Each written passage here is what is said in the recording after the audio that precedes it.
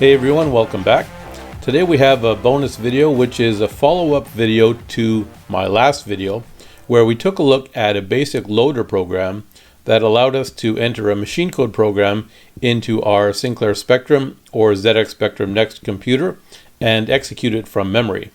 So that program used decimal values for the machine code bytes that we're entering into our program, but I thought it would be useful to take a look at how we can have a loader program that uses hexadecimal values, since hexadecimal is used quite frequently in Z80 assembly language programming. So when you're looking up codes for the instructions, often they're going to be shown in hexadecimal. So I thought it would be useful to modify my program a little bit in order to allow it to make use of hexadecimal values. So we're still actually using machine code because we're looking at machine code values for our assembly language instructions, but this time we're going to be able to use hexadecimal versions of those machine code instructions. So if that sounds interesting and something you want to take a look at, then stick around and we'll get into it right now.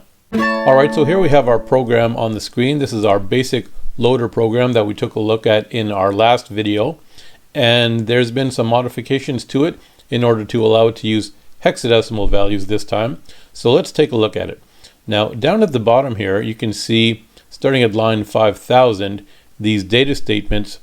Remember, they initially contained a few different values. They started out with a string which represented the assembly language instruction, which you can see here in line 5100, for example.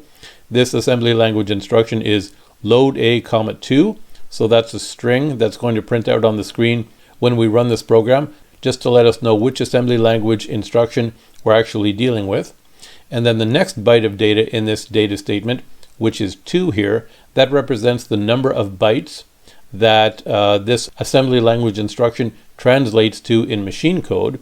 And then following this number is the actual code in machine code for this assembly language instruction. So if we take a look here now, you can see instead of the decimal values that we had in our last video, we now have hexadecimal values. And here you can see we have 3E and 02. So those are the two hexadecimal bytes that represent this assembly language instruction load a, 2. And then I've done the same thing for these other instructions in these other data statements. In line 5200, this out 254, a instruction translates to D3 and FE. And actually this 254 I can change to its hexadecimal value as well, which is FE, just like that. And then finally we have our return instruction in line 9000, which is 1 byte of data, which is C9 in hexadecimal. That represents the return instruction. Okay, so now let's take a look at how is our program actually going to interpret these hexadecimal values now, which are strings. You can see they have quotations around them. Because the decimal values were very easy to deal with, all we have to do is poke the decimal values directly into memory addresses, but we can't do this with hexadecimal values, obviously, because we need to convert them into decimal first. So let's take a look at how we're going to do that. So if we go up to my program here, let's go back up to line, where shall we start? Let's go back up here to the beginning at line 60. So if you remember from our last program, this is where we're assigning an initial value to this variable called memory, which is the variable that we're using to keep track of the memory address locations where our machine code program bytes will be stored. So in this case, again, they're starting at address 40,000. And now let's take a look at the next line here, which is a dimension statement that is dimensioning a numeric array variable, which is B this time. And you can see it's dimensioning it with 2 elements. So we have this dim B brackets 2. So this means the B numeric variable is an array and it will have 2 elements. And also in this line we're assigning values to these 2 elements. So B1 is being assigned a value of 16 and B2 is being assigned a value of 1. So I'll just give you a bit of a heads up as to why we're doing this. And the reason we're doing this is because, as you'll see later in the program, we're going to need to convert these hexadecimal values into decimal values. And the way we do that when we're converting a 2-digit hexadecimal value is we take the first digit and we multiply that by 16, since hexadecimal is the base 16 counting system. And then the second digit of that hexadecimal value, we just use it as is. So that's why we have these two values here. The first value being 16, we're going to be using that as a multiplier to convert our first hexadecimal digit into decimal.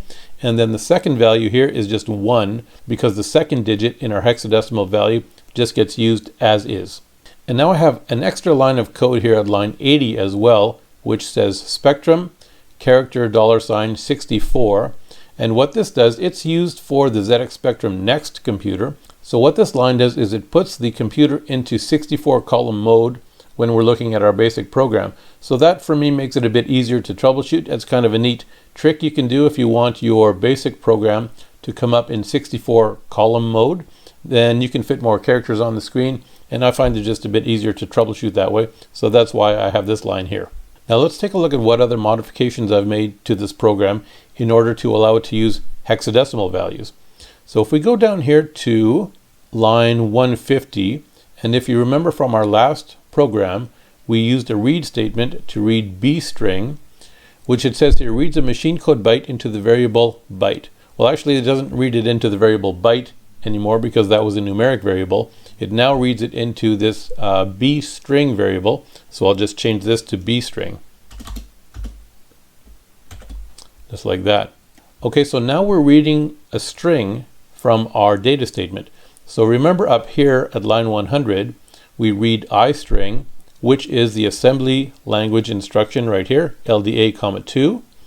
And then when we go down here to line 150, we're reading another string, which is B string, which is this string here, which is 3E, which is the first machine code byte for this assembly language instruction in its hexadecimal form. And remember this numeric 2 here just represents the number of bytes that are contained in this instruction, and that gets read up here just like it did in our last program right here, read byte num. So that part of the program doesn't change. We're still reading the number of bytes that are used in this assembly language instruction so that we know how many bytes we need to read. But now since we're reading a B string, which is this first byte in hexadecimal, we need to process that byte and convert it into a decimal value that we can load into memory for our machine code program. So how do we do that? Well, let's take a look at how we're going to do that right here. So after we load B string, which is the first hexadecimal byte of our machine code program, we then immediately go sub line 2000 here, and this says convert hex value to decimal value and put in byte, which is the numeric variable we used last time. So over here at line 2000 now, I've created a little subroutine that converts our hexadecimal value into decimal value. So before we take a look at it, let's just remember what we're trying to do here. We're trying to convert a 2-digit hexadecimal value into a decimal number, which is going to be stored into a numeric variable called byte. So let's see how we do that. So here at line 2000, we just have a rem statement that says convert B string to decimal number and assign to variable byte, which is what I just explained we're going to do. So the next thing we do is we initialize our numeric variable byte with a value of 0, because every time we go through the subroutine, we want to start off with that value being initialized at 0. And now here in line 2020, we're setting up a for next loop, a counter, which counts from 1 to 2. And this is going to be counting those 2 digits in our hexadecimal byte. So let's see how we process our hexadecimal value now. So this might look a little complicated, but we're just going to go through it slowly, and so it will make sense. And it's actually very cool how it works. So in order to understand this, you're going to need to be familiar with numeric arrays and string arrays. And if you're not familiar with arrays, you might want to go back and watch the video that I made about arrays. And let's go take a look at these lines and see how we use arrays to solve this problem for us. So the first thing we're doing here in line 2030 is we're going to check to make sure that the value in this hexadecimal byte is actually valid. And the way we're going to do that is we need to figure out how can we convert these hexadecimal numbers into a decimal number. Because remember, hexadecimal also uses letters of the alphabet, the letters A through F, to represent the decimal numbers 10 through 15. So the way I'm going to be analyzing these hexadecimal digits is I'm going to be actually extracting their Ascii code value. And if you're not familiar with Ascii codes, I'll just show you a chart that I have here. All right, so here we have an Ascii table, and I'll just zoom in a bit. So the digits that we're interested in are the digits 0 through 9, which are right here, 0, 1, 2, 3, and then 4, 5, 6, 7, 8, 9, as well as the letters of the alphabet ranging from A through to F. And in this case, I'm only going to be using the capitalized version of these letters. So my program will check for that also, and we'll take a look at that in a minute. And what we just want to take a look at here is the numeric Ascii codes for these characters that we're going to be using in our hexadecimal bytes. So we have the numbers 0 through 9, which are represented by Ascii codes 48 through to 57. And then we have the capital letters A through to F, which are represented by the numbers 65 through 70. And that's how we're going to be analyzing our hexadecimal bytes, is by converting those letters and numbers to their Ascii codes. So let's go back and take a look at the program now. And you can see here the first line says if code, and code is the basic instruction that converts a character to its Ascii value. So code represents the Ascii value. So remember, we just read a value into B string, which is our hexadecimal byte. And now we're going to extract the Ascii value of each individual character from that string. So if you take a look at this for next loop I've set up, it's using the variable g, which goes from 1 to 2. And so when it starts here, the value of course will be 1. And it says if code b string g, which means b string 1, which means the first element in the b string array, which is going to be right here. Since our b string array now contains 3e, which is our hexadecimal byte, b string 1 would be 3, and b string 2 would be e. So what this line is doing is it's checking, first of all, b string 1, and it says if b string 1, or rather if the Ascii code that represents b string 1 has a value of less than 48, and if we take a look back at our Ascii table, 48 is right down here, which represents the number 0, because the smallest hexadecimal number or character that we're interested in is 0. So we're going to check if that Ascii code is less than 48, meaning it has a code that represents a digit lower than 0, or if the code of b string g, which is again b string 1, which is this value of 3, is greater than 70. So again, let's take a look at our Ascii chart, and 70 is right here, which represents the letter F, because that's the highest letter we're interested in hexadecimal. So now back in our program, we're basically taking a look at this first character of B string, or the first character of our hexadecimal byte, and we're checking to see if it falls within the range of 0 through F, which are the valid hexadecimal characters. Now, of course, there are some extra characters in between these ranges. For example, between 9 and A, we have these characters here. We have the colon, semicolon, less than sign, equal sign, greater than sign, and question mark. But that's okay. I'm just going to assume that if the number in our data statement falls between these values, then it's probably okay. So back in our program here, what this line does is it checks each character in our hexadecimal byte to make sure that it falls within those ranges between the character 0 and the character F, which are the valid hexadecimal characters.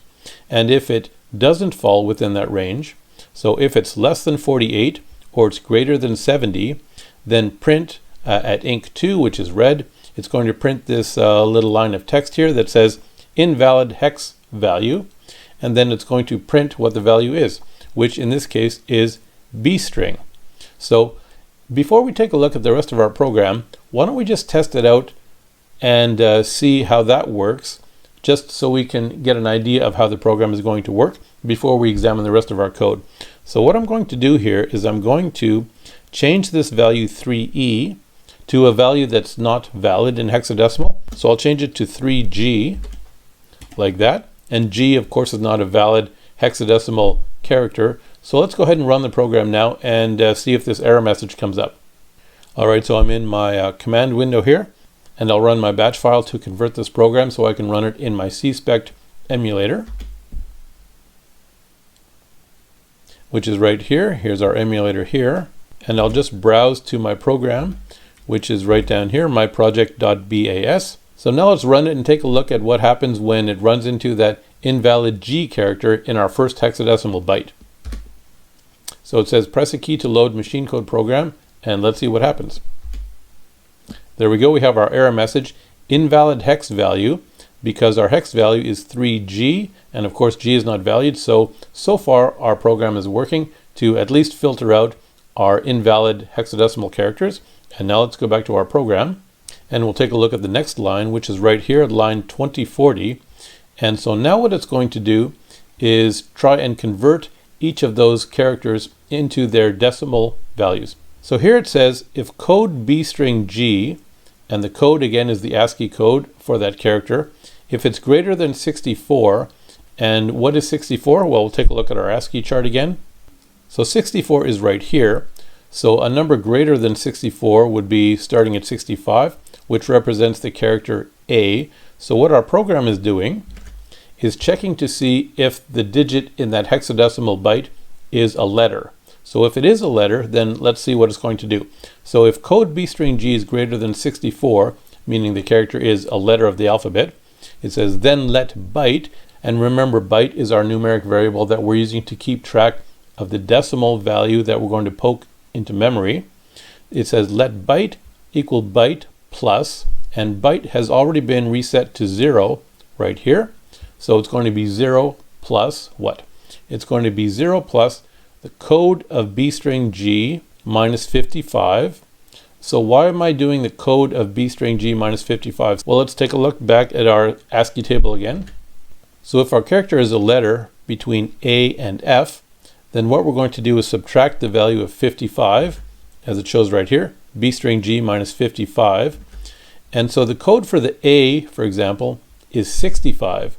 So if we minus 55 from that, 65 minus 55 equals 10, and 10 is the decimal value of the letter A.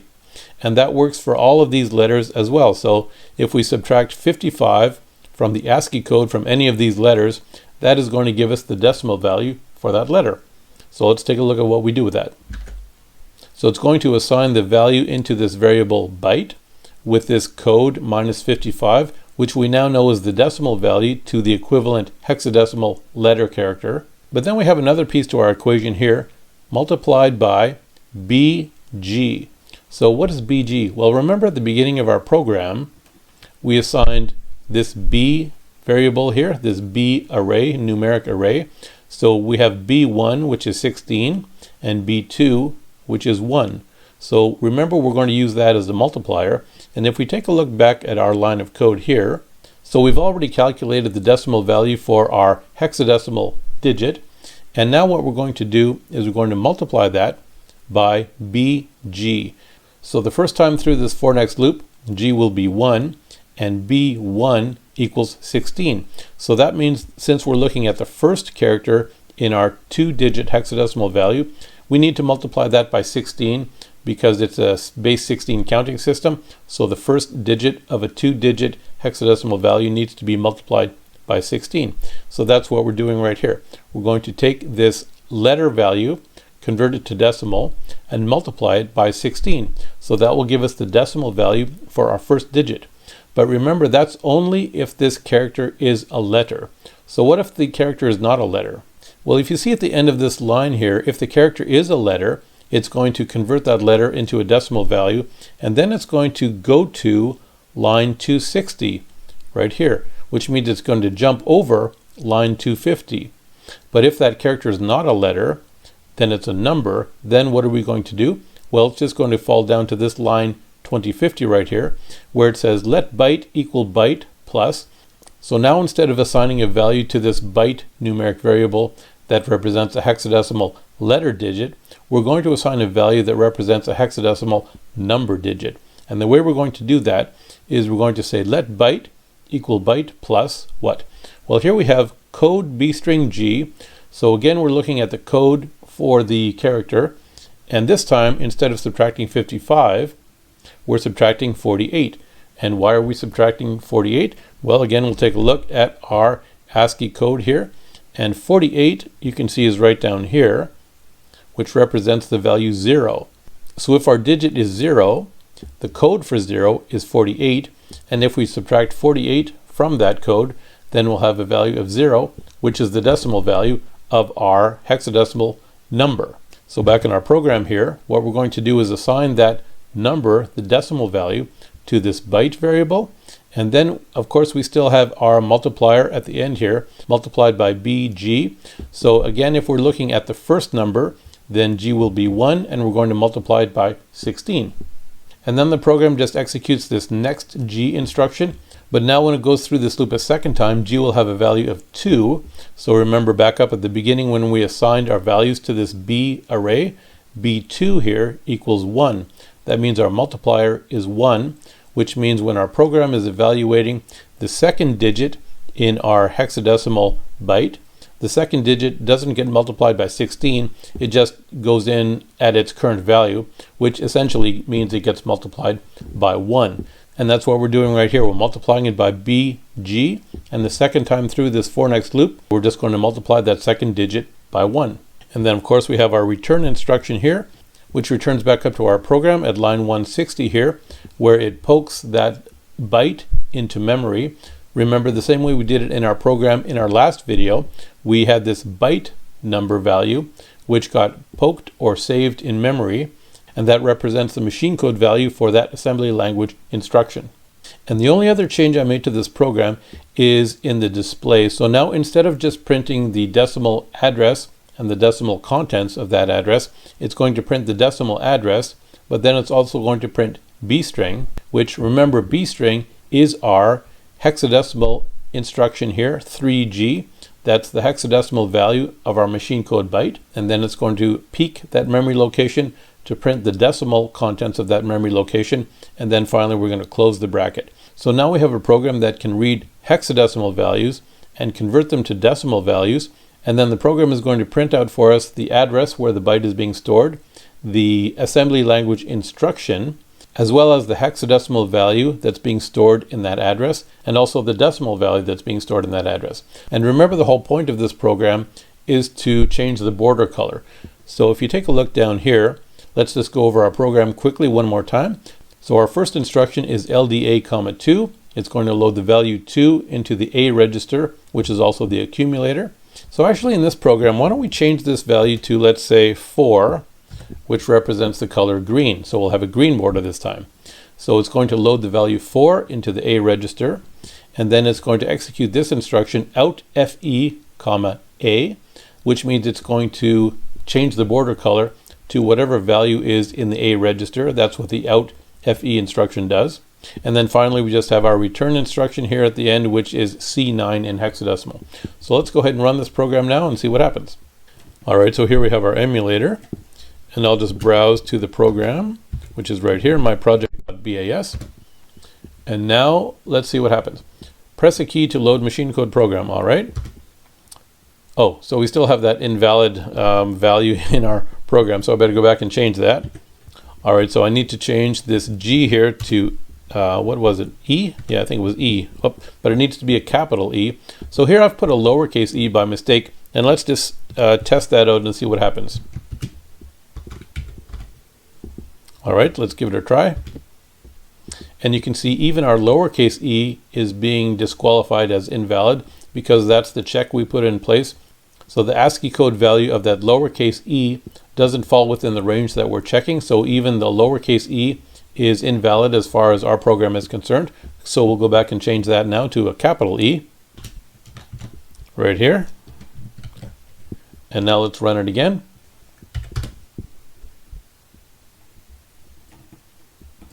All right. And now hopefully everything should be working. So we'll press a key to load our machine code program. All right, so the first instruction worked. It's load A, 4, and it's 2 bytes. And now you can see it's printing not only our decimal values, which is shown in brackets here, but also our hexadecimal values, are showing here 3E and 02. And of course 02 in hexadecimal is the same as 2 in decimal. So let's go ahead and take a look at our next instruction now, which is out FE comma A, and it has 2 bytes, which are D3 and FE, which should be right if we take a look at our program. Here they are right here, D3 and FE, so that looks right. And those equate to the decimal values 211 and 254. And then our final instruction here is our return instruction, which is C9 hexadecimal or 201 in decimal. And now let's go ahead and press a key to execute our program, which should turn the border green. Well, that doesn't look like green, so what's happened here? I must have forgotten to change it somewhere. Let's take a look. So you can see I've changed the assembly language instruction string here, but of course, since this isn't an assembler, our assembly language instruction is basically ignored. It gets printed on the screen when our program runs for our reference, but it doesn't have any effect on the actual machine code bytes that get stored in memory. In order to make that work, I need to change the actual string for the hexadecimal value, which is right here, 02. So we can see this is still the value 2, which represents red. So if I change this now to 4, that will represent the value green. So I'll save it, go back and run it again. And it's always good to make mistakes because that's the way we learn. We remember, hopefully, not to make the same mistake again too many times. And that's how we learn. It's part of the process. So we'll run it again and we'll load our machine code program again. And now we can see, well, we should be able to see it here. We can actually validate our program, which I guess I should have done last time, but you can see here the second byte of our first instruction where it says LDA comma 4. Probably if you rewind the video, this should say 02 down here because I forgot to change it in the actual string for the machine code byte. So if you rewind the video, probably this will say LDA comma 4 and this will say 02 down here. But now these two both match, which looks correct. And now I would expect to see a green border when I press a key. So let's go ahead and give that a try. And there we go, that looks better. So our program is now working with hexadecimal values instead of decimal values. And it also makes it easier for us to learn by becoming familiar with the codes that represent those assembly language instructions. So there you go, one more tool in our toolbox we can use for creating assembly language, well, really machine code programs at this stage. But I think it's pretty cool and pretty interesting to take things step by step, one at a time. I think it's always good to lay a good foundation, to start off with the basics and then work our way up from there. Alright, so again, I'm going to put a copy of this program in the video description down below for anyone who might want to type it in or copy it into their editor. And I'm also going to upload this program to the SpriteWorks Facebook group for the Patreon subscribers to download from there if they like. So as always, thanks for watching and we'll see you next time.